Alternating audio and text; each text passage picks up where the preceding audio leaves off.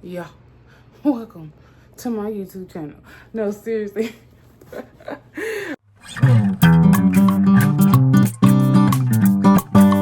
Hello everyone, welcome to my YouTube channel. My name is Eliza at Eliza is Reading. In today's video, we're going to be going over all of my fall hopefuls. Hopefully I can read all of these for the fall season. So what I may end up doing is they don't even all fit in the camera. So what I'll probably be doing is I'll probably be reading these throughout October and November. So I probably won't have a November TBR. It just depends on how fast I can actually read these, because I actually read pretty fast when it's something that I really love. So we're going to be talking about my fall hopefuls, and I know it is, oh my gosh, y'all, it's so many, because I really am hoping to read all of these. So without further ado, let's jump into the video. So now, if you know anything about A.C. Cosby, y'all, I'm telling y'all, like, the book that sold me for A.C. Cosby was Razor Blade Tears, which I've already read that. I actually did that really in my like July reading wrap-up video. So if you would like to see that, I can link that description below. But Razor Blade Tears literally made A.C. Cosby an author for me. I absolutely love the writing style of that book, and I decided to find Blacktop Wasteland. I think I found this at Second and Charles. So this particular book is about a guy named Bug. He literally was a getaway driver. However, he ended up getting out of this life of crime and basically becoming a family and a businessman. However, due to his business failing, he's forced back in a life of crime, and he has to do everything he can to protect his family. If y'all have read anything by A.C. Cosby, y'all already know this is going to be good. I love when the main character is forced back into a life of crime. And I know that sounds bad, but if you have read anything that he has written, it has been amazing. And this is definitely perfect for the fall season, because I absolutely love his writing. His writing can elicit so many things. Like, it can be cozy and warm and transformative. It can be social change. I just absolutely love his writing, and I'm definitely looking forward to getting into Blacktop Wasteland. Now, the next three books I have been wanting to get into for forever, but I really think the time is now, since it's like that cozy fall season, and these are actually perfect. This is literally a basketball themed series, so this is perfect because y'all know basketball season. When does basketball season start? It usually starts after football season, but I'm pretty sure this particular thing can give you cozy, second chance at love, security, emotional warmth type of trope. So this is actually a series by Kennedy Ryan. So y'all already know if Kennedy Ryan wrote it, is going to be good. So the first book in the series is called Long Shot. This is about a girl named Iris trapped in an abusive relationship, but then she ends up reconnecting with an NBA player that's also a rival. However, within this reconnection, he may offer her some security, healing, and a path to safety. So that's one thing like I absolutely love about Kennedy Ryan's books. Her topics of her tropes and themes in her books are always so relatable, and it's relatable to real time. So I cannot wait to get into this series. Like, just look at the covers of the books. I mean, it's definitely giving autumn vibes, right? Definitely giving romance, couple, friendship, love. I just absolutely love the covers of these. So that's also one of the reasons why I pulled these off the shelf. So in Shot of the Hoop series, this is about a girl named Banner who's overcoming her insecurities and trying to improve her self-worth. And then eventually she meets a man who sees beyond those insecurities and pushing her more towards personal and self-growth. So I absolutely cannot wait to get into that. And it seems like when Kennedy Ryan writes like these male characters, I love how the male characters that she writes are always portrayed. They're not perfect, but they're literally portrayed as if they are emotionally intelligent. And that is definitely something that I love about Kennedy Ryan. Her writing is so lyrical, and it's so poetic, and it's so relatable to the relationship issues that people deal with like on a daily basis. And her books literally give you hope, they give you joy, they give you peace. So I absolutely cannot wait to also get into this one, but I gotta read the first one first. So the last book in the Hoot series is about Keenan. So in the final years of his career, basically his life has turned upside down, and he ends up meeting a girl named Lotus Dupree. The commonality between both of them is they're not looking for any relationships, and because they've both been hurt, and they've seen where relationships get them from the opposite sex. However, when Keenan decides to move to New York, both of them can no longer avoid their attraction to each other. So, oh my gosh, like I cannot wait to get into this because y'all, Kennedy Ryan is like amazing. Her writing is so amazing. I cannot get enough, which brings me to the next book. So now this is Can't Get Enough by Kennedy Ryan. This is the last book in the Skyland series. Oh my gosh, y'all. The reason why I have not read this is because I am literally waiting for the audio version to become available, because I absolutely love the narrators that will be narrating this. So I want to wait to read this immersively so that I can cry. I know that sounds silly, but y'all, her writing is so lyrical. It just moves you to tears. And I want to read this immersively because I want to be able to cry in this book. So this book is about Hendrix. Hendrix has it going on. She has goals. She's ambitious. She knows what she wants. And really, she's not looking to settle down. But then she meets a guy named Maverick. He begins to chase her. And she is now deciding, after he's chased her and he's really trying to win her heart, now she's thinking, is this something that I really want? So I cannot wait to get into this book because I really want to see Hendrix open up her heart and allow this man to love her. I just really want to see if she's gonna like get this love from this man who's trying to love on her. So I absolutely cannot wait to get into this series. I absolutely cannot wait to get into this book. Oh my gosh, y'all have no idea how long I've been waiting to read this. So now, of course, we get to James Baldwin. I had to literally throw some James Baldwin. My TBR would not be right if I did not include James Baldwin. So the name of this book is called Tell Me How Long the Train's Been Gone. So this book is about a myriad of things. And one of the things about James Baldwin is that when he creates, because he was an artist, when he creates his books, he literally is exploring so many things in his books at one time. So even though there's a plot, which is usually something historical, which has things to do with social change and identity, as being a black man or a black gay man or a black man that's an artist and a gay man. So he literally explores so many things within his books that are so relevant to today's time. You literally have to take your time and dissect every single word and page on his books. So this book is about a guy named Leo. He ends up returning back to Harlem, and he ends up returning back to Harlem after years of being gone. And now he's returned to face like all the things that he was pretty much running from, as far as like his sexuality, him being a gay black man that's also an artist. And at the height of his theatrical career, he ends up having a heart attack. Not only that, he also has a brother who ends up going to prison. And then he also is talking about the interracial relationships that is taking place within the book that is attempting to make claims on his loyalty. It's so many social issues that he writes in his book, and I literally love how he ties it all in together. When I tell y'all, his writing is literally like poetry. It's like you're reading poetry. It's so amazing, y'all. I cannot wait to get to this book. I really want to read it now, but I'm going to wait. The next book that I have been wanting to read for a while is actually called Mame by Jessica George. So the reason why I picked this book was because this is about a chef. Her name is Maddie. She returns to Ghana in order to rediscover like her estranged family. So she ends up reconnecting with her estranged family, and in this book she rediscovers love, loyalty, identity, and purpose.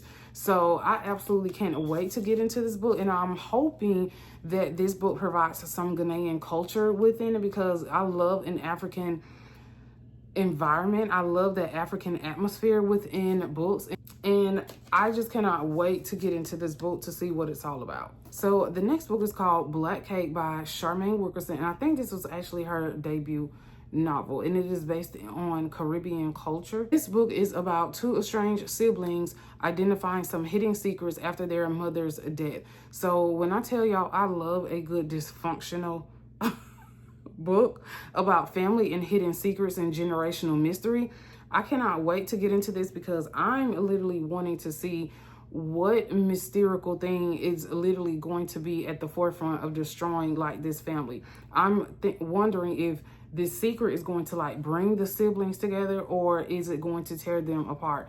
So I cannot wait to get into this one. This is definitely like have been on my list for a while. The next book that's on my TBR is We Are All So Good at Smiling by Amber McBride. So I'm actually going to read the synopsis for this one.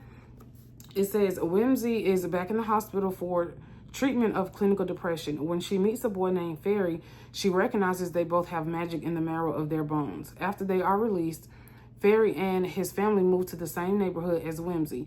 The two friends come to realize that their lifelines may be intertwined as more than they think. They are both terrified of the forest at the end of the lane. The forest whispers to Whimsy. The forest might hold the answers to the part of Fairy he feels is missing. Fairy and Whimsy rediscover that the forest holds monsters, fairy tales, and pain they have been running from the past 11 years. As soon as they understand that the only way out is through, here is a harrowing and soulful novel in verse about depression, friendship, fairy tales, and how we are never as alone as we believe we are. One of the reasons why I picked this book was because I'm feeling like this may be a little bit about family trauma. And one of the things that I love reading books about mental health because I serve in that field. Not as a mental health counselor, but I am pretty much like a case manager.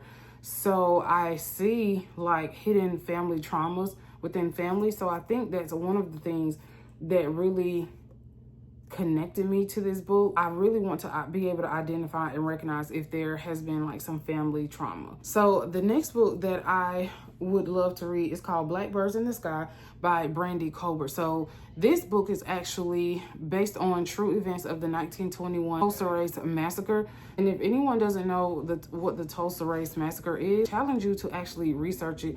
This is one of the most devastating acts of racial violence towards people of color. I'm not going to say ever because it's still kind of happening now, just in different ways. And this book will literally identify like what happened, how it came to be. I'm hoping that it unveils some things that we don't know about the Tulsa Race Massacre. And that's one of the reasons that prompted me to like actually pull this book out, because I myself also would want to read something like heavy.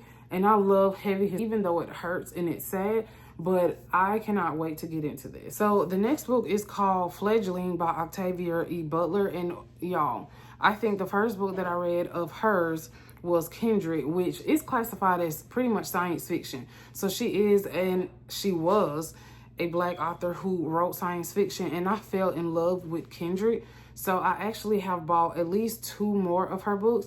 And this is one that actually sparked my attention because it's about a girl named Shori. She is a young girl who wakes up in the woods. She's pretty much like wounded, and then she ends up learning that she is a 53-year-old vampire. Within this book, Shori will be navigating like her memory, identity, and some social prejudice.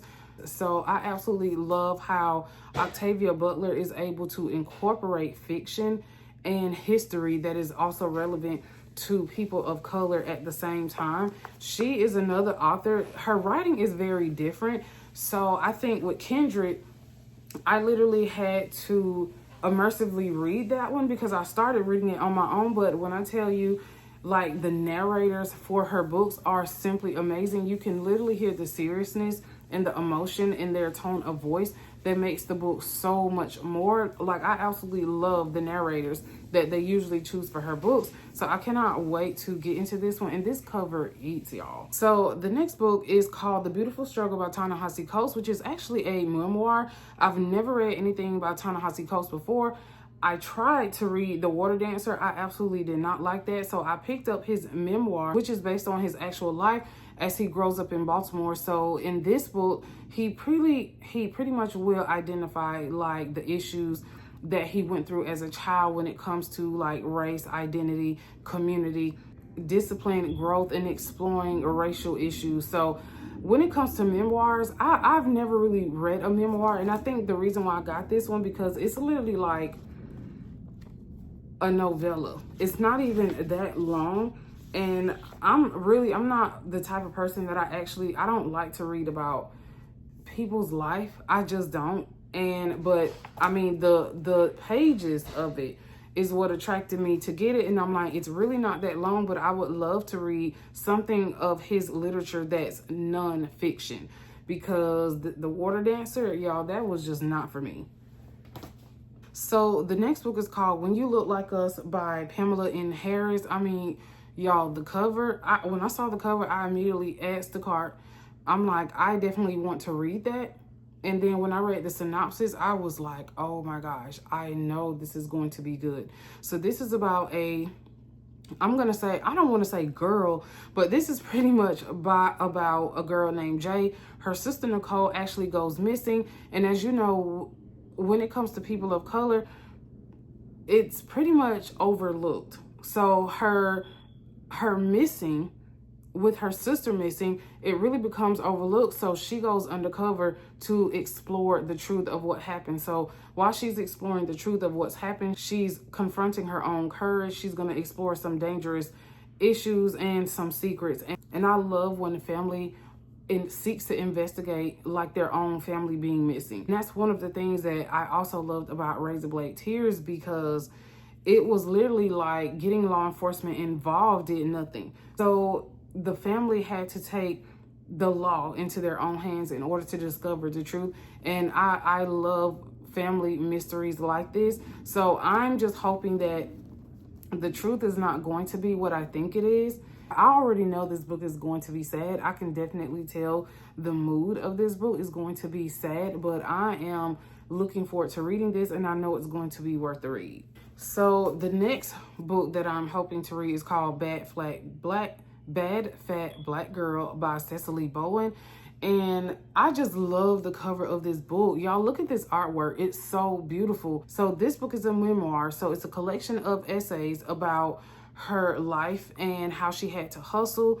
It's about body image, community, friendship. So I'm actually so interested in getting into this book because I've never read anything by her before. So I'm just really interested to see, like I said before, I don't even read memoirs, but I just really thought this would be interesting, especially from an African-American female perspective that does not have the stereotypical body type that society says that she has to have. And I love the title of her book. Y'all, the cover is just so pretty. Like, I absolutely love it. So I'm actually gonna read you like one sentence from the back. Growing up on the south side of Chicago, Cecily Bowen learned early how to hustle, stay on her toes as she navigated blackness, body shaming, friendship, sex work, and more.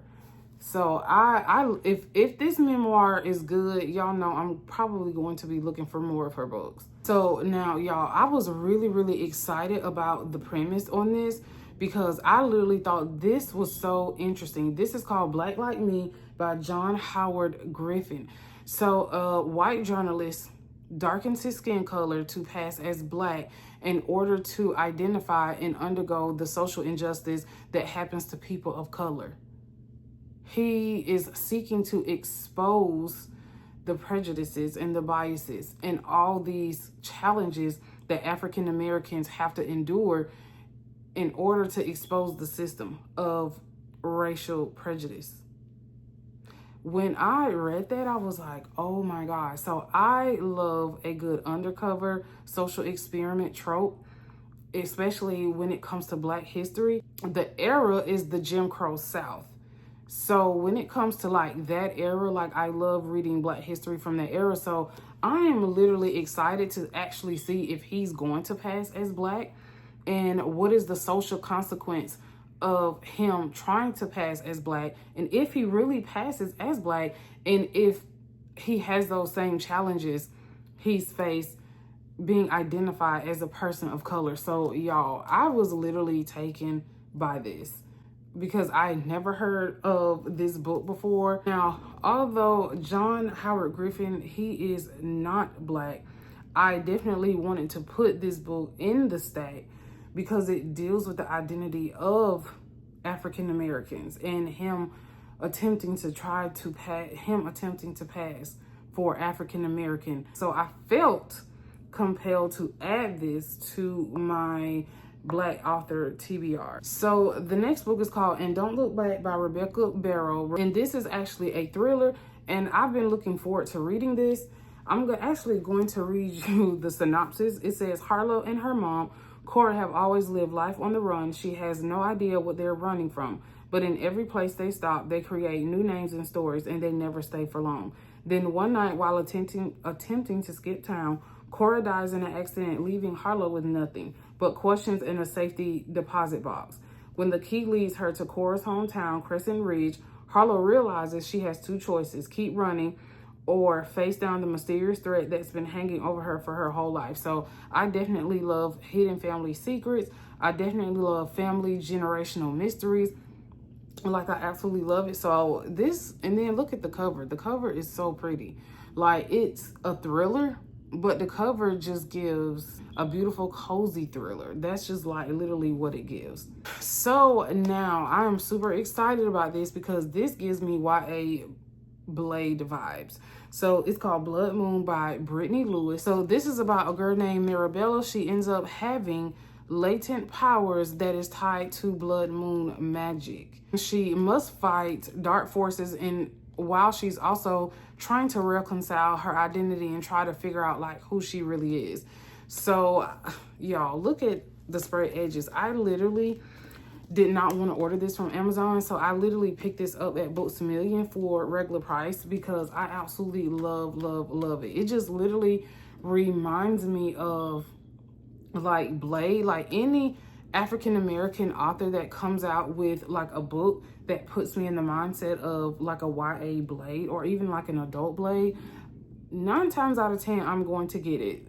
Just like Marcus Redmond's Blood Slaves. That book was so good. It gives me like the cozy vampire magical realism vibes. And I don't know, I just feel like watching Blade right now after reading the synopsis. Like, I really do. Oh my gosh. But anyway, y'all, so these are my 17 hopefuls for the fall. So I'm hoping to actually read these between October and November. And if I don't read them all in October, is really fine because I'm not in competition with anyone. I just really want to have a good time for the fall season. Let me know in the comments, what are some fall hopefuls that you're wanting to read this season, whether it's between October and November, because really winter doesn't even start till December 25th. So technically you have from October to December 25th. So let me know in the comments if you've read any of these books that I've mentioned in my video. What did you like about them? Let's have a conversation about it. Y'all already know what to do. Put a book emoji in the comments. Make sure you like, share, and subscribe to my channel. Until next time, y'all, thanks for watching. Bye.